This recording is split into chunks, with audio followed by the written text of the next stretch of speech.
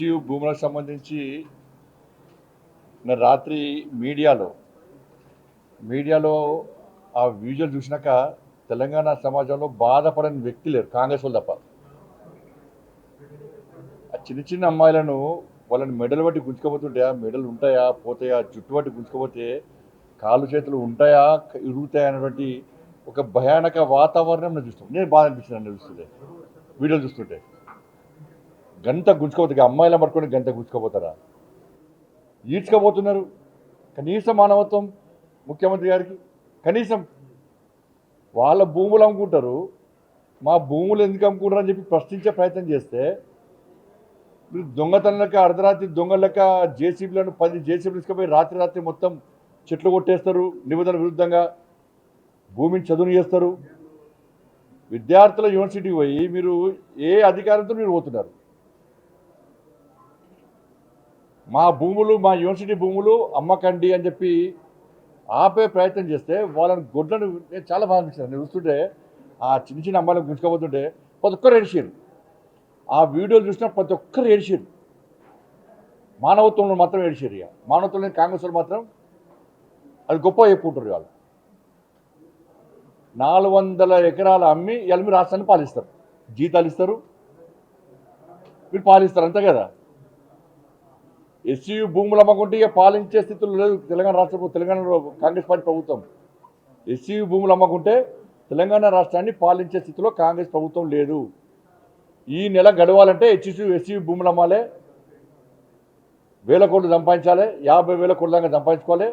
ఈ నెల 40 రోజులు తెలంగాణ రాష్ట్రాన్ని పాలించాలి. నెక్స్ట్ మళ్ళీ ఇంకో భూములు అమ్మాలి.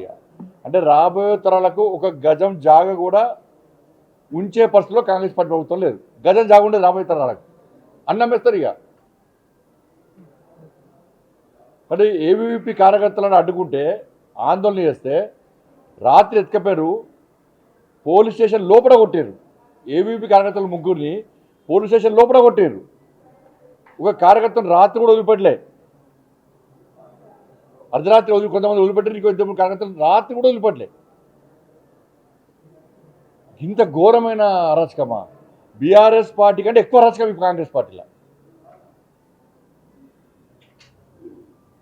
ఇంత అరాచకం మంచి కాదు. ఇప్పటికైనా ఆ భూముల అమ్మకాన్ని వెంటనే నిలిపియాలని చెప్పి భారతీయ జనతా పార్టీ డిమాండ్ చేస్తున్నది. ఎవరైతే విద్యార్థుల మీద లాఠీచార్జ్ చేశారో, విద్యార్థులు కొట్టారో ఆ పోలీస్ అధికారుల మీద చర్య తీసుకోవాలి. ఫస్ట్ యాక్షన్ తీసుకోండి. మీరు విచారణ జరపాలి. మీరు హోమ్ మినిస్టర్ గానే చెప్తున్నాను నేను.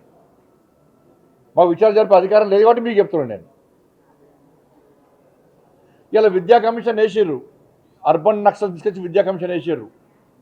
మరి ఎడవేరు మీ నోర్లు ఎడవేనాయి?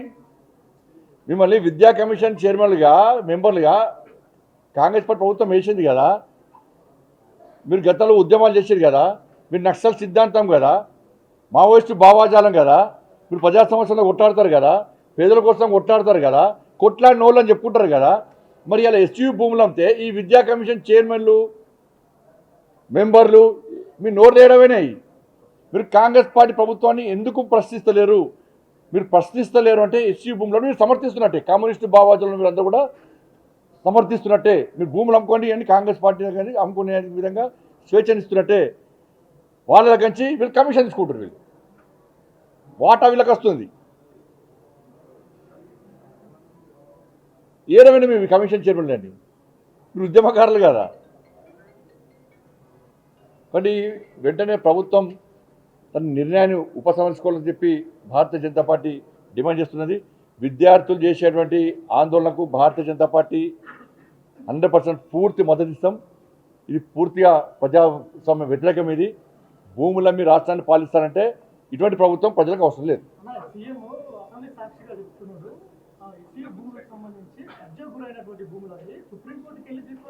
అరే నువ్వు అమ్మడానికి ప్రభుత్వం భూములు అమ్మని అది అమ్ముతావా? ఏ అభివృద్ధి కోసం అమ్ముతావా? అంటే అమ్మి పాలిస్తావా? నువ్వేది పాలించేది? కేఏ పాలకు రాష్ట్రం ఇస్తే పాలిస్తాడు. అమ్మి ఏమంటే అమ్మి పాలించమంటే నువ్వు పాలించేది ఏంది అంటున్నా. నువ్వు తెలంగాణ రాష్ట్రం అప్పుల పాలనే చెప్పని చెప్తీవి. నువ్వు ఎన్నికల ముందు ప్రచారం చేయనిస్తీవి. అప్పులు ఉన్న తెలంగాణ రాష్ట్రాన్ని కాపాడుకుంటాం, తెలంగాణ రాష్ట్రాన్ని పాలిస్తామని చెప్పి 6 గ్యారెంటీలు 420 హామీలు ఇస్తేవి. అప్పుల విషయం ముందే తెలుసు, మళ్ళీ ఇప్పుడు ఎందుకు అమ్ముతావు భూములు చెప్పండి. అప్పుడే మేము భూములు అమ్ముతాం, ప్రజల ఆస్తులు అమ్ముతాం, అమ్మి రాష్ట్రాన్ని పాలిస్తాం ముందు చెప్తే ఒక కోట పడకపోతుండే, ఒక సీట్ రాకపోతుండే నీకు ముందు ఎందుకు చెప్పాడు ఎన్నికల ముందు.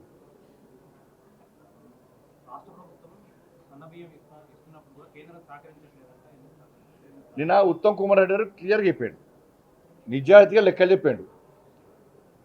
మొన్నటి వరకు కూడా 10,000 కోట్ల రూపాయలు మేము ప్రతి సంవత్సరం ఖర్చు పెడుతున్నాం ఈ బియ్యం కోసమని.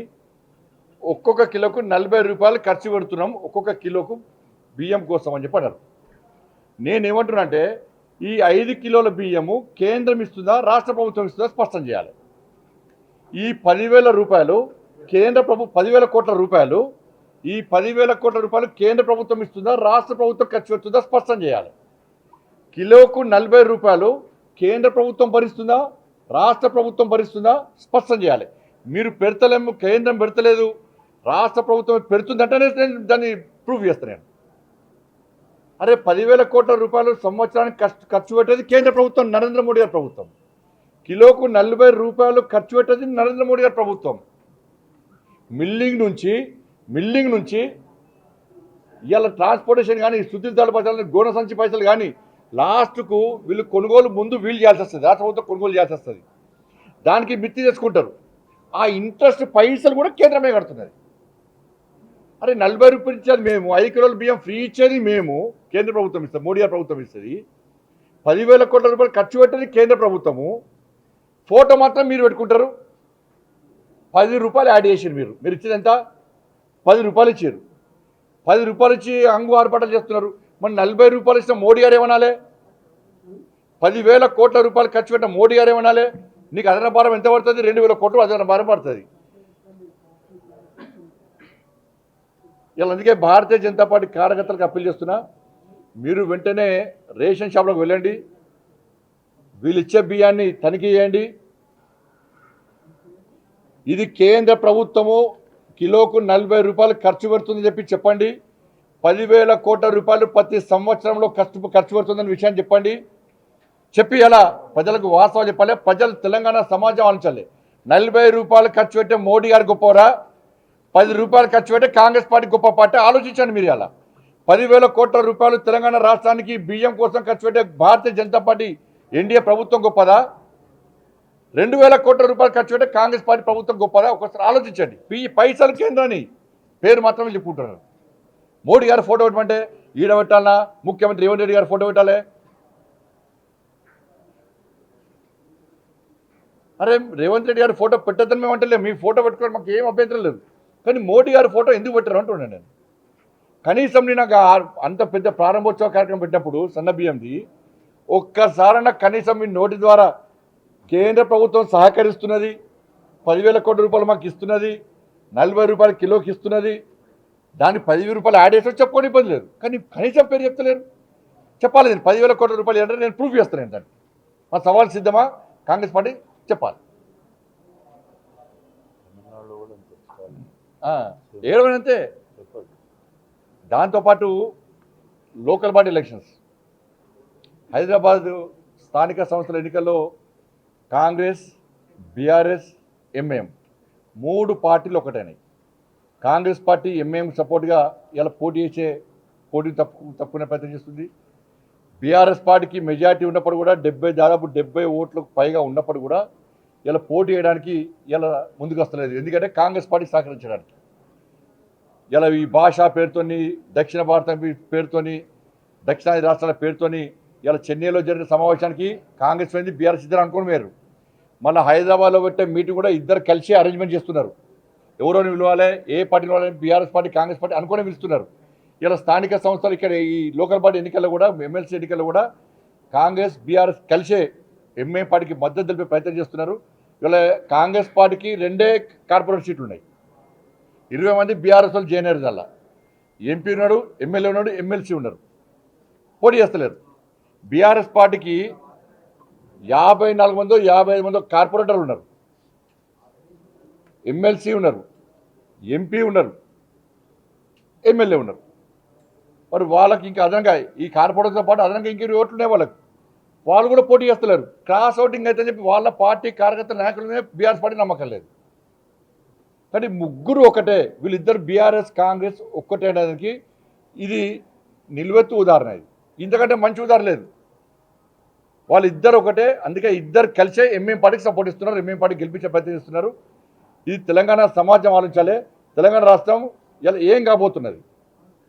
ఎంఏఎం పార్టీకి కాంగ్రెస్ పార్టీ బీఆర్ఎస్ పార్టీ కలిసి ఎంఏఎం పార్టీకి తెలంగాణ రాష్ట్రాన్ని అప్పచెప్పే ప్రయత్నం చేస్తున్నారు. ఈ విషయంలో తెలంగాణ సమాజం ఆలోచించాలి. భారతీయ జనతా పార్టీ 100% దీన్ని వ్యతిరేకిస్తుంది. 100% పోటీ అని చెప్పి ఆలోచన ఉన్నది. అది అందరి పార్టీ రాష్ట్ర అధ్యక్షతన సమావేశం ఏర్పాటు చేసుకొని నిర్ణయం ప్రకటిస్తాం.